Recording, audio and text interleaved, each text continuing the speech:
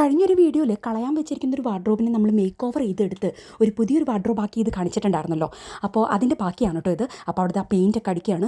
ഞാനാണെങ്കിൽ ഉണ്ടല്ലോ ഇന്ന് സച്ചിന് ഡാൻസ് ഉണ്ടായതുകൊണ്ട് സച്ചിന് ഡാൻസിനൊക്കെ കൊണ്ടുപോയിട്ടുണ്ടായിരുന്നു. അതുകൊണ്ട് തന്നെ ഇതിൻ്റെ ആദ്യത്തെ കുറച്ച് പണികളൊന്നും ഞാൻ കണ്ടില്ല കേട്ടോ. ഈ ഡ്രോയേഴ്സൊക്കെ അതിൽ നിന്ന് വെട്ടി മുറിച്ച് ശരിയാക്കി എടുത്തിട്ടുണ്ടായിരുന്നു. പിന്നെ അതുപോലെ നമ്മുടെ ഫെൻസിൽ രണ്ടെണ്ണം മാറി കിടക്കുന്നത് പഴയ വീഡിയോസ് കാണുമ്പോൾ അറിയാം, അതിന് പെയിൻറ്റ് അടിക്കുകയൊക്കെ ചെയ്തിട്ടുണ്ട് കേട്ടോ. അപ്പോൾ അങ്ങനെ കുറച്ച് മാറ്റങ്ങളൊക്കെ വന്നത് ഞാനിങ്ങനെ കണ്ടില്ല. അത് കഴിഞ്ഞ് മറ്റേ വാർഡ്രോബൊക്കെ കളർ വേറെ ആയിരുന്നല്ലോ, തടിയുടെ കളറായിരുന്നു. അതെല്ലാം ഒന്ന് പെയിൻറ്റ് ചെയ്ത് ഒന്ന് നമ്മൾ മേക്ക് ഓവർ ചെയ്യുമ്പോൾ ഇത്തിരി വൃത്തിയിൽ ചെയ്യണ്ടേ. അപ്പോൾ അങ്ങനത്തെ പരിപാടികളായിരുന്നു. പിന്നെ കുറച്ച് ഷെൽഫും കാര്യങ്ങളൊക്കെ നമ്മൾ ഇതിന് മുമ്പ് വാങ്ങി വെച്ചതുണ്ടായിരുന്നേ. അപ്പോൾ അത് ഡുങ്കുടുവിൻ്റെ റൂമിൽ ഫിറ്റ് ചെയ്യുന്ന പരിപാടികളാണ് കേട്ടോ. അവൾക്ക് അവിടെ ഫോൾഡിങ് ഷെൽഫ് വേണമെന്നായിരുന്നു ആദ്യം പറഞ്ഞിരുന്നത്. അപ്പോൾ ഇങ്ങനത്തെ ഒരെണ്ണം കണ്ടപ്പോൾ അത് അവൾക്ക് ഇഷ്ടപ്പെട്ടു. അപ്പോൾ പിന്നെ അത് അങ്ങോട്ട് വെക്കാമെന്ന് വിചാരിച്ചു. അപ്പോൾ അത് അവിടെ ഫിറ്റ് ചെയ്യാണ്. ഇതുപോലെ തന്നെ ഒരെണ്ണം സച്ചുവിനും നമ്മൾ വാങ്ങിയിട്ടുണ്ട് കേട്ടോ. അപ്പോൾ അവളുടെ റൂമിൽ അത് ഫിറ്റ് ചെയ്യണം. അവൾക്കിങ്ങനെ ഫിഗറിൻസ് ഒക്കെ വെക്കാൻ വേണ്ടിയിട്ട് ഡുങ്കുടു കുറേ നാളായിട്ട് പറഞ്ഞുകൊണ്ടിരിക്കുന്ന ഒരു സാധനമായിരുന്നു.